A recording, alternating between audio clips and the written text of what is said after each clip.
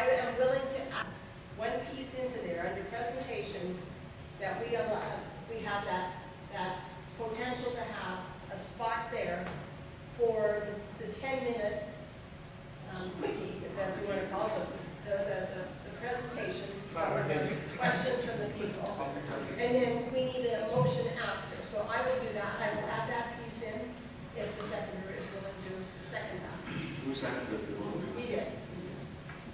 You seconded it? So you'll agree to that? Thank you, Councilor Scott. Yeah. I want to be clear. The motion is for the proposed schedule with the clarification section between presentations and consent agenda. Moved and seconded. We have no amendments on that. Discussion. Deputy Mayor Dag. Yeah, I hate to even say it, but the question is do we implement this for the next meeting?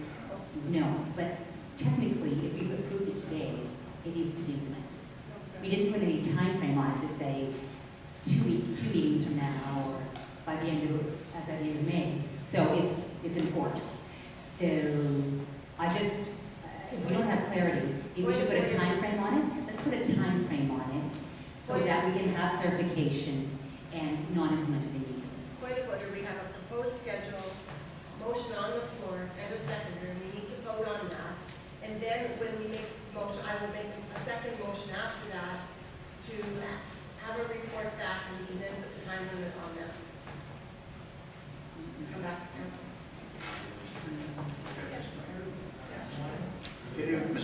Mr. Mayor, if it may help, this is a change to the procedural bylaw. We need to bring the bylaw back. Yeah. So we will provide a report on changes to the procedural bylaw as have been discussed, admitting the things we talked about today. And not until that bylaw is passed to approve this change. So Do we have to change? So that's the timing issue. Okay. So the motion is proposed schedule with the clarification between presentations and consent and a further report on how that will be handled with the bylaw for the next meeting. A separate motion. You can put it all in one motion. It's coming back to the next meeting with the report on that section. All in favor of that? Thank you. Carrie. Mr. Mayor, just before I go, just quickly on a point of order, I just very quickly, because I know we got the delegation. Under council reports, I'm wondering if we can drop the word good, because if I want to announce the passing of a prominent member of the community, is that good news? Maybe for some. Right? I maybe just news, council reports, just say news as opposed to good news. Yes. Information. Just take out good news, information. I think we can do that. Where are we? We have a 4 o'clock delegation, and we're going to do this. We're not going to take a break because that takes 20 minutes. So I would ask Anita Manili and Kathy Alexander from Blue Water Health Foundation to come within the rail and make their presentation. Awesome. Sorry for the delay. I don't know why that. Good afternoon, everybody. Mayor, clerk, councilors, and concerned citizens. I'm impressed that you have such a great turnout. This is awesome. My name is Anita Manili. I'm the Gift Development Officer at Blue Water Health Foundation. And with me today is Kathy Alexander. She's our Executive Director. We're both fairly new with the foundation, just under 3 years. And our main goal today is we're visiting each municipality because we want to thank you and recognize you as the County of Lambton, because without your $15 million commitment over the last 8 years, we really couldn't have built a new hospital. And we both know that being out in Bedford here, Sarnia is probably not your first hospital of choice. So we thank you so much for your support, because without generous donors such as yourselves, it just wouldn't be possible. We're on the heels of a campaign right now, just wrapping up $2.8 million for a new MRI scanner. And if anybody's in the auditorium that's had one, hopefully you can attest to how quickly it is and what it means to the community. We can now do pediatric exams. We can now do more neurological testing. We can do breast MRIs.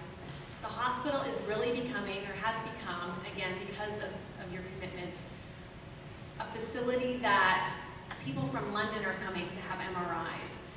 With the build and the $15 million that you've given to us, it certainly helped, again, build the hospital and attract doctors and give us the ability to bring in equipment and offer technology that we weren't able to offer before. We do have other fundraisers as well that we do. I'm just going to quickly touch on that, and then I'm going to hand the podium over to Kathy. She'll give you a little bit more about the awareness of what's been going on at the hospital over the last few years. But again, we want to thank you for your support. Our biggest fundraiser is our Dream Home, which brings in annually between $250,000 to $300,000. So that is very key for us. Other fundraisers that we have throughout the year are a golf tournament in June.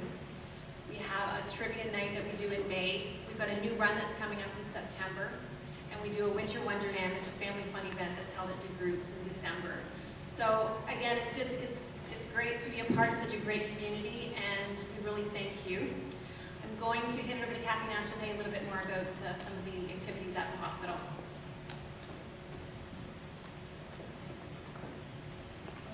This is not conducive to short people. Thank you so much for having us and allowing us time on your agenda tonight. And I'm just going to echo what Anita said. We've been out to many municipalities in the last month, and I think this is the biggest crowd, so way to go, Lambton Shores. That's great. I don't know if you'll get 10 minutes worth of questions with all these people coming every meeting, but I'm just going to highlight a few of the key activities that we've been able to enhance or put into place at Blue Water Health because of the investment of the Sarnia-Lambton community, including the generous support of Lambton County and all the municipalities that have contributed to that. First, I wanted to just highlight our cancer care program, which is something that when we had our previous site, we did not have a cancer care program.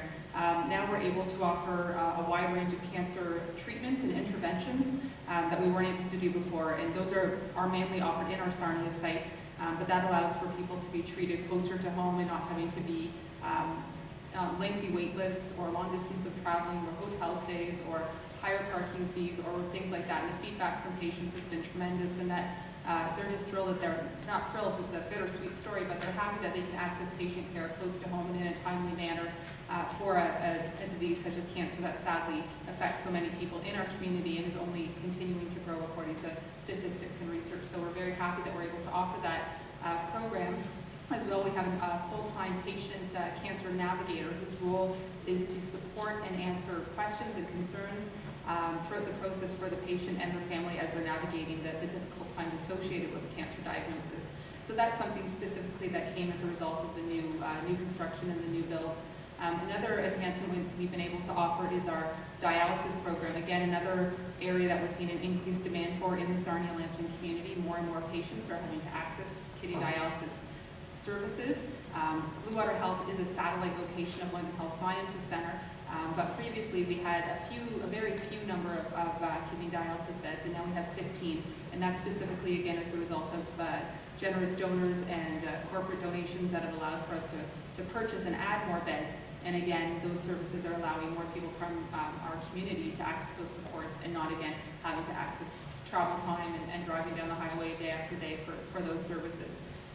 With respect to all of the programs that we offer, from emerge services to diagnostic imaging to patient cancer care programs and mental health programs, more and more people are saying that when you can access treatment and care close to home, the benefits are enormous. You have not only a circle of care from physicians and nurses and volunteers around you, but you also have your family close by, and that makes a big difference with respect to someone's healing.